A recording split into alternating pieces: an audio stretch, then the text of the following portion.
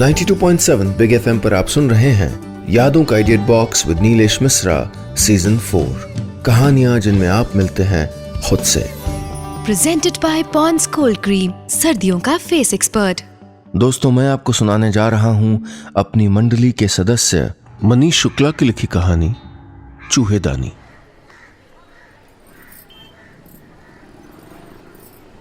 नीलू, ओ नीलू, कराहते हुए नीलू की अम्मा ने कोठरी के अंदर से आवाज दी। बाहर बैठे नीलू खुद को छोटे से शीशे में निहार रही थी। 13 साल की नीलू को खुद का चेहरा चूहिया जैसा लगता था। वैसे नीलू को सभी का चेहरा किसी न किसी जानवर जैसा ही दिखता था। नीलू, अम्मा ने फिर आवाज दी। बेमन उठ के वो कोठरी में गई। नीलू को ये कोठरी नापसंद थी, पर गरीबी में पसंद और नापसंद का कोई मतलब नहीं होता। हाँ अम्मा, कह के नीलू अम्मा की ओर देखने लगी। अम्मा रह रह के कराह रही थी। नीलू को अम्मा का चेहरा बकरी जैसा लगता था। आंखें बंद किए हुए अम्मा ने गहरी सांस ली और कहा, आज पेट फिर दर्द दे रहा है, तू चौका बर्तन करा। ठीक है, कह के नीलू मुड़ी और उसके चेहरे पे एक चमक सी आ गई। पुष्पा को भी ले जा, अम्मा ने पीछे से कराहते हुए कहा। पुष्पा नीलू की इकलौती सहेली थी जो उसके पास की कोठरी में रहती थी। चल पुष्पा, चौका बर्तन करने जा रही हूं, नीलू ने चहकते हुए कहा। फिर एक पांव में लाल और एक में पीली चप्पल डाल के नीलू निकल पड़ी। पुष्पा हांफते हुए पीछे दौड़ी। संकरी गलियों से होते हुए दोनों रिहायशी कॉलोनी आ गईं। फिर आंटी जी का घर आया, बड़े से लाल गेट वाला। दोनों ने उछल उछल के 4-5 बार घंटी बजाई।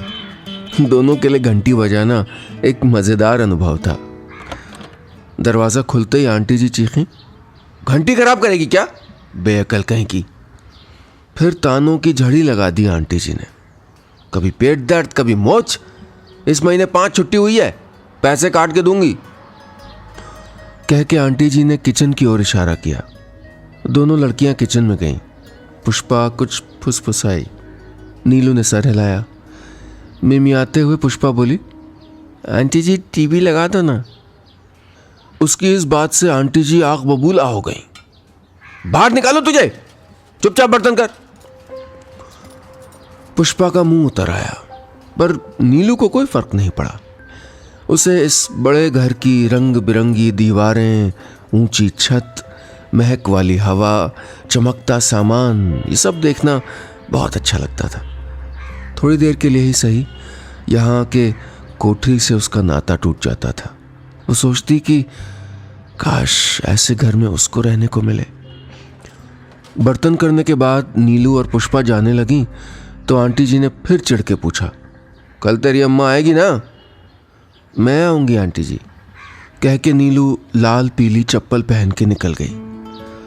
आंटी जी का चेहरा नीलू को बिल्ली जैसा लगता था। कोई 7 महीने पहले गांव से इस शहर आई थी नीलू। 4 बहनों में सबसे छोटी थी। नीलू की 2 बहनें भगवान के पास और एक ससुराल में थी। नीलू का बाप ड्राइवरी करता था और अम्मा चौका बर्तन। गांव में नीलू का घर घर जैसा था, पर यहाँ सिर्फ कोठरी। कोठरी में उसका जी नहीं लगता था। शहर आते वक्त अम्मा ने उससे कहा था कि शहर में नई नई चीजें हैं, वहाँ खाने पीने की कोई कमी नहीं होगी। पर बीते 7 महीनों में नीलू को खुशी के नाम पे बस लोगों के बड़े घरों में जाने का मौका मिला। उनके जूठे बर्तन मांज के टीवी, फ्रिज, एसी, सोफा, ऐसी चीजों को देखने का सुख मिला। कभी कभी नीलू को लगता कि गांव ही अच्छा था, पर अम्मा कहती है कि शहर अच्छा है। 92.7 बिग एफएम पर आप सुन रहे हैं यादों का idiot box with Neelesh Misra season 4। कहानियां जिनमें आप मिलते हैं खुद से। Presented by Pond's cold cream, सर्दियों का फेस एक्सपर्ट। दोस्तों, मैं आपको सुना रहा हूं अपनी मंडली के सदस्य मनीष शुक्ला की लिखी कहानी चूहेदानी। इस कहानी में अब तक आपने सुना 13 साल की नीलू अपने अम्मा बापू के साथ बस्ती की एक कोठरी में रहती थी। उसे कोठरी नापसंद थी। उसे अपने गांव का घर पसंद था, पर अब वो पीछे छूट चुका था। उसकी अम्मा आज फिर बीमार थी, इसलिए अम्मा के बदले आज नीलू को बर्तन करने जाना था। नीलू को बर्तन साफ करने जाना अच्छा लगता था, क्योंकि इसी बहाने वो बड़े घरों में जा पाती थी और कुछ पलों के लिए अपनी गरीबी को भूल पाती थी। अब आगे। रात को नीलू के रामविलास मामा आए। चाय पीते हुए रामविलास ने नीलू के बाप को आमदनी का रास्ता समझाया। अरे नीलू को काम पे लगाओ, 5-6 हज़ार कमा लेगी। रामविलास एक बड़े बंगले में चौकीदार था और बंगले वालों को एक आया चाहिए थी बच्चे को संभालने के लिए। बिस्किट खाते हुए रामविलास बोला, कमाई के साथ रहना खाना मुफ्त। एक काम करो जीजी, कल नीलू को तैयार कर देना, कल ही बात पक्की करा दूंगा मैं। नीलू हफ्ता 2 हफ्ता में मिलने तो आएगी ना? नीलू की अम्मा ने कराहते हुए पूछा। रामविलास ने नीलू की ओर देखा और पूरा बिस्किट मुंह में भर लिया। फिर कुछ पलों के लिए कोठरी में सन्नाटा पसर गया। अगले दिन सुबह नीलू गली के किराने स्टोर पे गई। एक शैम्पू का पैकेट, एक चाय छोटा वाला, नीलू ने चहकते हुए किराना स्टोर वाले से कहा। नीलू के लिए आज का दिन बड़ा खास था। आखिर आज से उसको कोठरी से छुटकारा जो मिलना था। लौटते हुए पुष्पा मिली उसे। नीलू ने उसको बताया कि वो बड़े घर में नौकरी करने जा रही है। तो वहाँ बर्तन करेगी? पुष्पा ने गंभीरता से पूछा। नहीं, बिटिया को संभालना है बस, नीलू ने दांत निपोड़ते हुए कहा। शाम को लौट आएगी? पुष्पा ने फिर पूछा। नहीं, अम्मा बोले वहीं रहना है, कोई भी वक्त बिटिया को संभालना है, नीलू ने अपनी खुशी छुपाते हुए कहा। टीवी हुब्बा करेगा, साथ है चलूं मैं? पुष्पा ने विनती करी, पर नीलू के पास कोई जवाब नहीं था। दोनों लड़कियां एक दूसरे का हाथ थामे आगे बढ़ी। रास्ते में कुछ लड़के एक घेरा बना के खड़े थे। नीलू और पुष्पा भी देखने लगी क्या माजरा है। घेरे के अंदर एक चूहा पड़ा था और एक लड़का उसको गोबर सुंघा रहा था। ये क्या कर रहा है? नीलू ने पूछा। उनमें से एक लड़का बोला, गोबर सुंघा के चूहे को जिला रहे हैं। जिला रहे? पर मरा कैसे? नीलू ने आश्चर्य से पूछा। चूहेदानी में पकड़ा इसे, फिर लाठी ने चप्पल से मारा, अभी भी वो जिला रहा है। चूहेदानी? नीलू ने यह शब्द मन में कई बार दोहराया। उसने कभी चूहेदानी नहीं देखी थी। कोठरी में आके नीलू एक और छोटी सी कोठरी में गई, जिसको अम्मा गुसलखाना कहती थी। हाली कर नीलू, रामविलास मामा आवत होंगे, जल्दी से नहा धो ले, तब तक हम बर्तन कराएं। ठीक है अम्मा, नीलू चीख के बोली।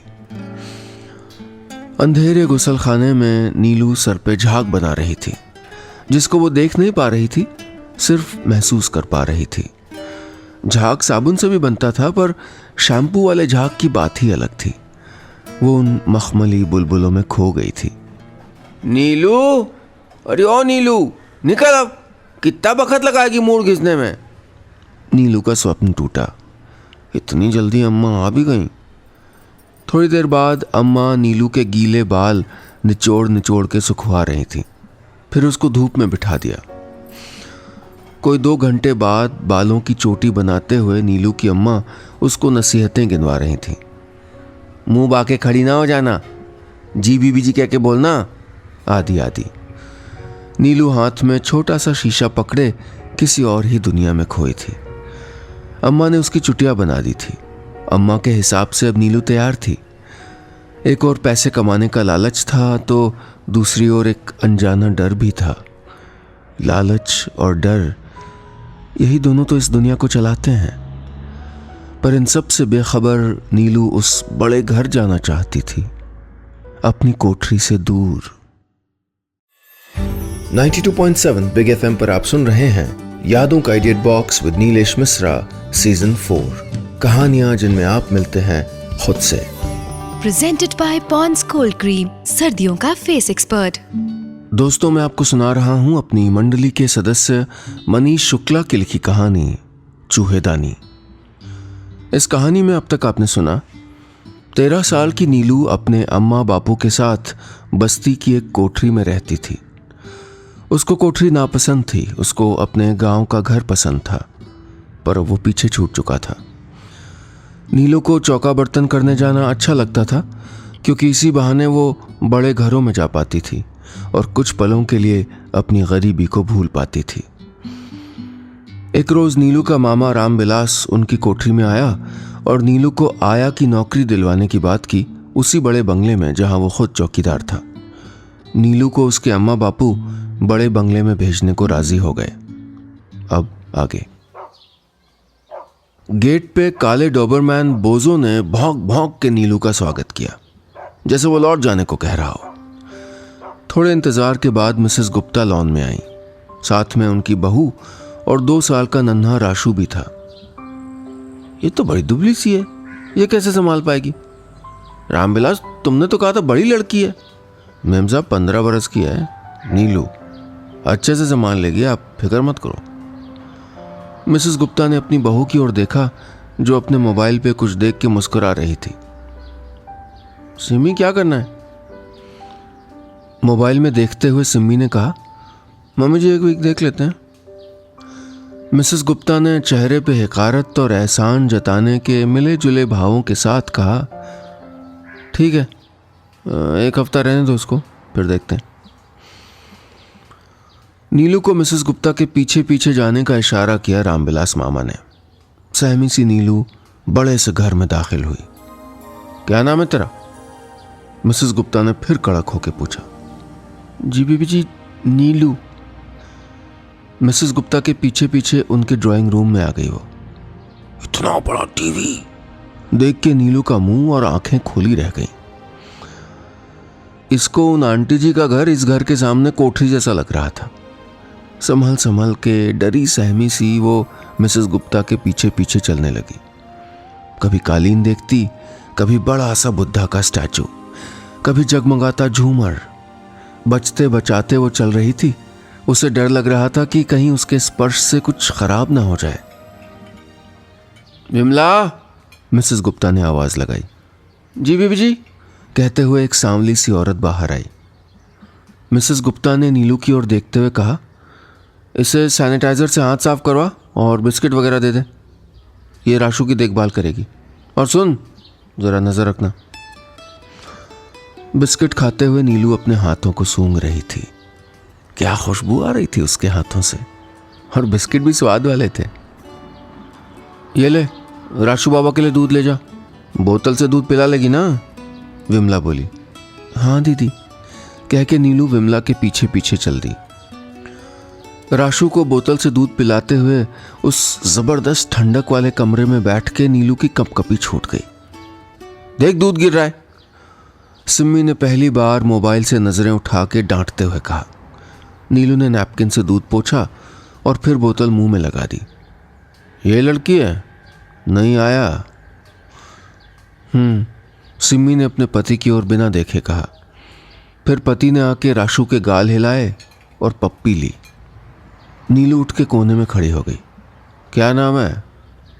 नीलू। ध्यान रखना बाबा का, कह के साहब जी दूसरे कमरे में चले गए।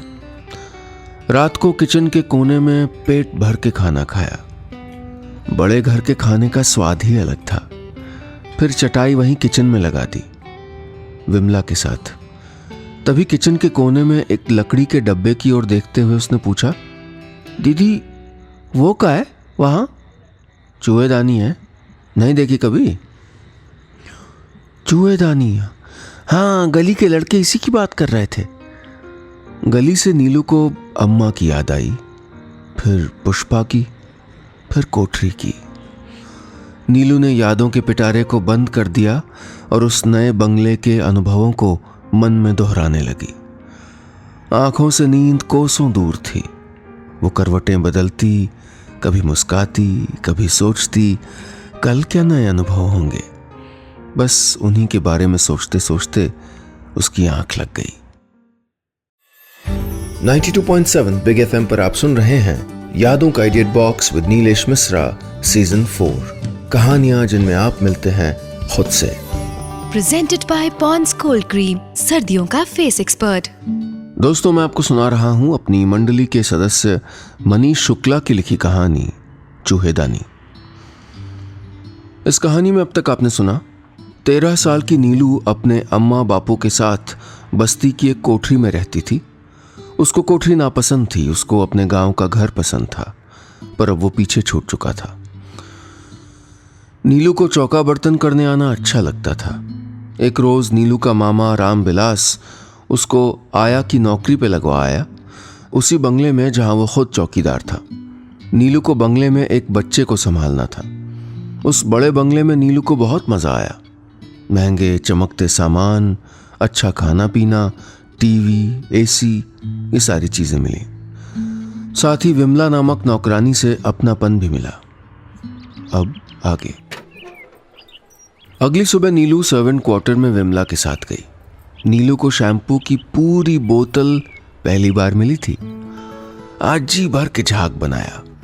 नहा धो के विमला के साथ किचन में गई। पहली बार भूरे रंग की ब्रेड देखी। अभी उसने पहला निवाला खाया ही था कि सिम्मी की आवाज आई, बाबा की बोतल नैपी सब बैग में रखो। जी बीबी जी, नीलू ने उत्तर दिया और फटाफट भागी। विमला ने बाबा की बोतल देते हुए पूछा, मॉल गई है कभी? नीलू ने दोहराया, मॉल? विमला ने टीप मारते हुए कहा, जा आज घूम क्या। मॉल, यह शब्द नीलू के कान में शहद की तरह घुल गया था। कितने मीठे शब्द होते हैं इन बड़े घर वालों के। मॉल। विमला ने नीलू को फिर टीप मारी और चप्पल पहनने को कहा। नीलू की एक पीली और दूसरी लाल रंग वाली चप्पल विमला ने फेंक दी थी। उसको एक रंग की दूसरी चप्पल दी थी। वो फटाफट सामान का झोला लेके खड़ी हो गई मॉल जाने के लिए। गेट पे बोझो जोर जोर से भौंक रहा था। फिर एक बड़ी कार में बैठ के वो सिम्मी के साथ मॉल की ओर निकल गई। आज वो पहली बार एक कार में बैठी थी। कितनी मुलायम गद्दी थी। अंदर बिल्कुल शोर नहीं सुनाई देता था, सिर्फ ठंडी हवा, खुशबू और टीवी वाले गाने। इस स्वर्गिक अनुभव से रह रह के उसकी मुस्की छूट रही थी। उसने सिम्मी की ओर देखा। वो मोबाइल में अपनी उंगलियों से कुछ कर रही थी। नीलू अभी कार के इस नए अनुभव का मजा ले ही रही थी कि मॉल आ गया। ये है मॉल? इतना बड़ा, छत इतनी ऊंची भी हो सकती है, ये नीलू ने कभी सोचा भी नहीं था। सिम्मी का बंगला इस मॉल के सामने कोठरी जितना था। हर ओर चमक दमक थी। खूबसूरत लोग हाथों में बड़े बड़े थैले लेके घूम रहे थे। नीलू ने मन ही मन सोचा कि ये सारे लोग टीवी सीरियल के होंगे। फिर सिम्मी के पीछे पीछे नीलू एक बड़े से शीशे वाली चमकदार दुकान में गई। कितनी सारी चीजें थी वहां। एक अलग सी रोशनी थी, एक अलग सी खुशबू थी। नीलू उन सारी चीजों को छू के देखना चाहती थी। वो सब महसूस करना चाहती थी। ये सब पुष्पा को बताना चाहती थी, पर उसने ऐसा कुछ नहीं किया। वो बस राशु को थपकियां देती रही, जैसे हर थपकी पे वो खुद को तसल्ली देती हो। तसल्ली कि शायद एक दिन वो इन सारी चीजों को छू लेगी। ये ख्याल आते ही नीलू की मुस्की फिर छूट गई। घर आके नीलू विमला को सब बताना चाहती थी। एक ही दिन में इतनी खुशी जो मिल गई थी उसको। मॉल में मजा आया? विमला ने पूछा। नीलू ने चहकते हुए सारे अनुभव बयां कर दिए। विमला हंसते हुए उसकी सारी बातें सुनती रही। तभी मिसेस गुप्ता किचन में आई। बोली, विमला, बड़े साहब आज वापस जा रहे हैं, खाने में चिकन बना लेना। उन्हें देख के नीलू चुप हो गई। शाम को 7 बजे के करीब बोझों की जोर जोर से भौंकने की आवाज आई। फिर किसी के जोर जोर से बात करने की आवाज गूंजने लगी। वो आवाज धीरे धीरे ड्राइंग रूम में आके हंसी में बदल गई। अले ले ले ले ले, दादू आ गए, दादू को पप्पी दो, दादू को पप्पी दो। बड़े साहब आ गए थे। वो राशु को गोद में खिला रहे थे। नीलू को बड़े साहब का चेहरा बोझो जैसा लगा। नीलू चुपचाप किचन में चली गई और विमला से जुड़ के खड़ी हो गई। विमला का स्पर्श उसको अपनेपन का एहसास दे रहा था। अपनापन जो उसे इस पराई औरत से मिला था। अपनों से नहीं। 92.7 बिग एफएम पर आप सुन रहे हैं यादों का idiot box with Neelesh Misra season 4, कहानियां जिनमें आप मिलते हैं खुद से। Presented by Pond's cold cream, सर्दियों का फेस एक्सपर्ट। दोस्तों, मैं आपको सुना रहा हूं अपनी मंडली के सदस्य मनीष शुक्ला की लिखी कहानी चूहेदानी। इस कहानी में अब तक आपने सुना 13 साल की नीलू अपने अम्मा बापू के साथ बस्ती की एक कोठरी में रहती थी। उसको कोठरी नापसंद थी, उसको अपने गांव का घर पसंद था, पर अब वो पीछे छूट चुका था। नीलू को उसके मामा ने एक बंगले में आया की नौकरी पे लगवाया था। वहां नीलू को कई मधुर अनुभव मिले थे। कार में बैठने से लेके मॉल में घूमने का मौका मिला था। वो इस नए माहौल में रम गई थी। अब आगे। अगली सुबह नीलू फिर शैम्पू से झाग बना के बुलबुलें उड़ा रही थी। इन नन्हे बुलबुलों में उसका बचपन भी उड़ रहा था। अपने इस खेल से खुश होकर वो निकली और विमला के पीछे पीछे किचन में चली आई। किचन के कोने में नाश्ता करते हुए उसने देखा कि एक छोटा सा चूहा उस चूहेदानी में फंसा हुआ है। दीदी, अब इसका क्या होगा? बाहर छोड़ देंगे बोझो के आगे। बोझो? वो उसे मार देगा? कितने सवाल पूछती है। चल तू फटाफट खा के बाबा की नापी बदल। नीलू ने फटाफट नाश्ता खत्म किया, पर उसकी आंखों के आगे वो नन्हा सा चूहा घूम रहा था। नीलू ने आज आराम से बाबा की नापी बदल ली थी। फिर बाबा को लेके वो ड्राइंग रूम में आई, जहां सभी लोग नाश्ता कर रहे थे। नीलू बाबा को गोद में खिलाते हुए बड़ा वाला टीवी देखने लगी। बाबा को बोतल से दूध पिला दे, मिसेस गुप्ता ने आदेश दिया। जी बीबी जी, कह के नीलू ने आदेश का पालन किया। कुछ देर बाद वहां बड़े साहब आए। क्या हुआ? अले अले अले अले, दादू के पास आ जा, दादू के पास आ जा, कहते हुए उन्होंने राशु को अपनी गोद में लिया। बाबा की बोतल छूटी और रोना शुरू हो गया। जा बाबा को लॉन में ले जाओ, घर की बहू सिम्मी ने कहा। टीवी छोड़ के जाने का मन नहीं था नीलू का, पर क्या करती। अभी लॉन में वो आई ही थी कि पीछे से बड़े साहब भी आ गए। वो कुर्सी में बैठ गए। उसके बाद नीलू से बड़े साहब ने बहुत सी बातें पूछी, उसकी अम्मा, उसके बापू, उसकी सहेली, इत्यादि इत्यादि। नीलू उनके सवालों के जवाब देती रही।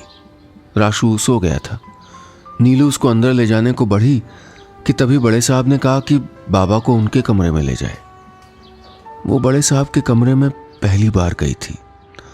उनके कमरे में काफी अंधेरा था। उसने राशु बाबा को वहीं बेड पे धीरे से लेटाया और नीचे बैठ गई। तभी बड़े साहब भी आ गए। उन्होंने नीलू को ऊपर बैठने को कहा। नीलू को कुछ अजीब सा लग रहा था, एक घुटन सी जो उसको अपनी कोठरी में महसूस होती थी। बड़े साहब नीलू के सर पे हाथ फेर रहे थे, लेकिन उसको अपनेपन का कोई एहसास नहीं हो रहा था। राशु बाबा फिर रोने लगा।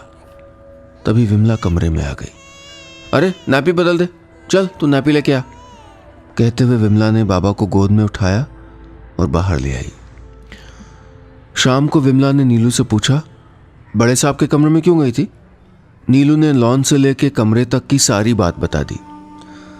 विमला के चेहरे के भाव बदल रहे थे। उसकी सांसों की आवाज तेज हो गई थी। चल तू चाय पी ले। चाय पीते हुए नीलू की नजर चूहेदानी पे गई। वो नन्हा चूहा अभी भी डरा सहमा सा बैठा था। घर की बहू सिम्मी की आवाज ने तंद्रा तोड़ी। नीलू, बाबा के खिलौने निकालो। जी बीबी जी। नीलू ने बाबा के खिलौने एक एक करके निकाले। छोटी कार, हेलीकॉप्टर, रंग बिरंगे हाथी घोड़े, ताली बजाने वाला जोकर। फिर वो राशु बाबा को एक एक खिलौना दिखाती और राशु हर खिलौने को पकड़ता और फेंक देता। सिम्मी और उसके पति एक कमरे में ये सब रिकॉर्ड कर रहे थे। बड़े साहब भी बीच बीच में आके राशु के साथ खेल रहे थे। नीलू को भी बड़ा मजा आया। इतने सारे खिलौने उसने पहली बार देखे थे। दरअसल नीलू ने बचपन पहली बार देखा था। 92.7 बिग एफएम पर आप सुन रहे हैं यादों का idiot box with Neelesh Misra season 4। कहानियां जिनमें आप मिलते हैं खुद से। Presented by Pond's cold cream, सर्दियों का फेस एक्सपर्ट। दोस्तों, मैं आपको सुना रहा हूं अपनी मंडली के सदस्य मनीष शुक्ला की लिखी कहानी चूहेदानी। इस कहानी में अब तक आपने सुना 13 साल की नीलू अपने अम्मा बापू के साथ बस्ती की एक कोठरी में रहती थी। उसको कोठरी ना पसंद थी, उसको अपने गांव का घर पसंद था, पर वो पीछे छूट चुका था। नीलू को उसके मामा ने एक बंगले में आया की नौकरी पे लगवाया था, जहां नीलू को कई मधुर अनुभव मिले थे। कार में बैठने से लेके मॉल में घूमने का मौका मिला था। अपने पोते को खिलाने के लिए नीलू को उसके बड़े साहब ने अपने कमरे में बुलाया था। उन्होंने अपने पोते के साथ साथ उस दिन नीलू को भी थपथपाया था, पर उनके स्पर्श में नीलू को अपनेपन का कोई एहसास नहीं हुआ था। अब आगे। लाल रंग की फ्रॉक में आज नीलू बिल्कुल गुड़िया लग रही थी। रह रह के उसकी मुस्की छूट रही थी। अभी अभी वो राशु बाबा की नापी बदल के आई थी। किचन में वो अपने कोने में बैठ के अपने हाथ में एक चमकीली पन्नी वाली चीज को देख के खुश हो रही थी। तभी विमला किचन में आई और पूछा, बाबा की नापी बदली? हाँ दीदी, मुस्कुराते हुए नीलू ने कहा। अचानक विमला की नजर नीलू के हाथों पे गई। ये किसने दिया? बड़े साहब जी ने, खिसियाते हुए नीलू ने भोलेपन से कहा। अचानक विमला का चेहरा सख्त हो गया। क्या हुआ दीदी? नीलू ने सहमते हुए पूछा। कुछ नहीं, ये ले, नाश्ता कर ले। कहते हुए विमला ने प्लेट उसकी तरफ बढ़ाई और किचन से बाहर निकल गई। कुछ देर बाद विमला वापस आई। नीलू ने चमकीली पन्नी खोल के चॉकलेट खानी शुरू कर दी थी। विमला ने उसी चमकीली पन्नी में कुछ लपेटा और नीलू की लाल फ्रॉक की जेब में रखने को दिया। चॉकलेट के स्वाद में डूबी नीलू आने वाले तूफान से बेखबर खाली चूहेदानी को देखते हुए चॉकलेट खाती रही। कुछ देर बाद सिम्मी ने नीलू को ड्राइंग रूम में बुलाया। सभी लोग वहां नाश्ता कर रहे थे। विमला भी वहीं खड़ी थी। मिस्टर गुप्ता अपने हाथ में टोस्ट लिए बटर लगा रहे थे। मिसेस गुप्ता आंखें फाड़े देख रही थी और सिम्मी के हस्बैंड भी गुस्से में बैठे थे। घर की बहू सिम्मी ने नीलू से पूछा, तूने मेरे इयररिंग्स लिए? नहीं, नीलू ने मासूमियत से उत्तर दिया। सच सच बता, सिम्मी के हस्बैंड ने डराते हुए कहा। हमने नहीं देखे साहब जी। तेरी फ्रॉक की जेब में क्या है? नीलू ने जेब में हाथ डाला और लपेटी हुई चमकीली पन्नी बाहर निकाली। इसके अंदर क्या है?